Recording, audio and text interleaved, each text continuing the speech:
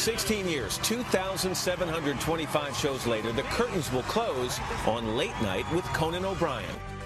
We're taking one of the final strolls with you down this hallway. Has nostalgia kicked in at all? It has, yeah. Yeah, it's a queasiness and just a feeling of, it's surreal. You know, we've been at home for so long.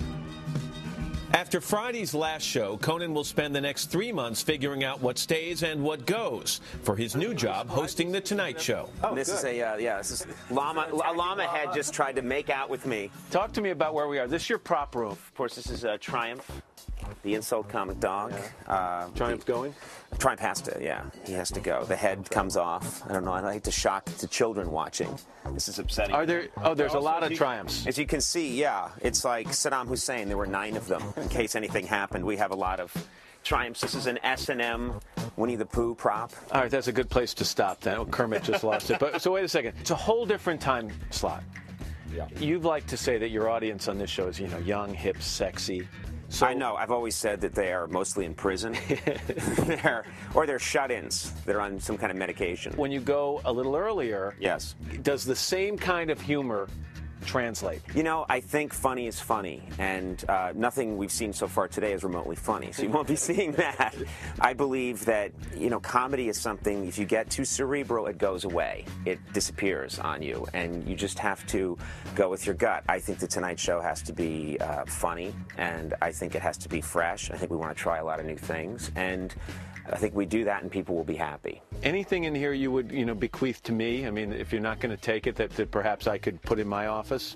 This is the masturbating bear. Do you want to This give is to for me? Roker. Okay, good. I think we've had the suit fitted. It looks good. Yeah. There really isn't much here that you would want, I don't think. I mean, this is just a memento. Just Anything. Is terrible. I'm looking for something that's appropriate. For me? Yeah, this is a...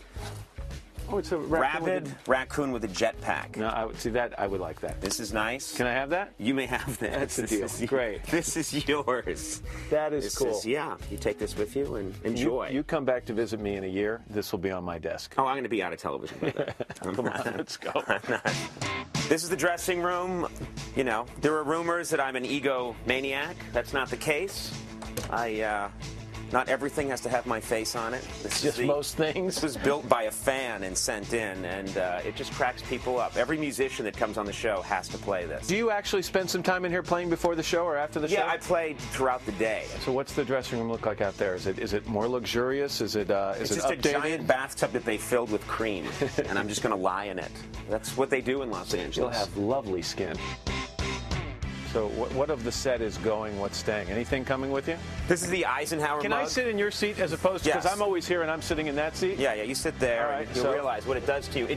It makes you act stupid. It's not me. I'm a serious guy. This is the Eisenhower mug. When I was a television writer, this was on my desk because I'm an American history buff. Someone gave this to me years and years ago. This has been sitting on my desk since the very beginning, so this has to come with me. Okay, desk. We might need a new desk with an LA feel, something made out of palm trees or something. It's amazing how tiny this thing is. Yeah. It's puny. So other than having the chance to throw water balloons at us down on the Today Show Plaza every day, what are you going to miss most about New York? I think this is where they invented this talk show format. Rockefeller Center, this building, as you know, this area in Midtown Manhattan, it's where these were created. I mean, we're talking about the golden age of broadcasting. And I don't have any regrets about moving on because I've been here, it's hard to believe, this is our 16th season. I've done what I can do with this show, and it's time to get out of our comfort zone. It's time for me to probably reinvent myself a little bit and go on to the next thing. But I will cry like a baby when I leave this show. So when that final night when you walk out and you look for the star on the floor where you're supposed to stand, but the crew tells me you never quite find it. I can't find it. No. Right. You think you're going to be very emotional? Yeah, I'm a sentimental person who's trying very hard to be a cynical person, but not quite making it. You met me in '93, and I didn't know what I was in for.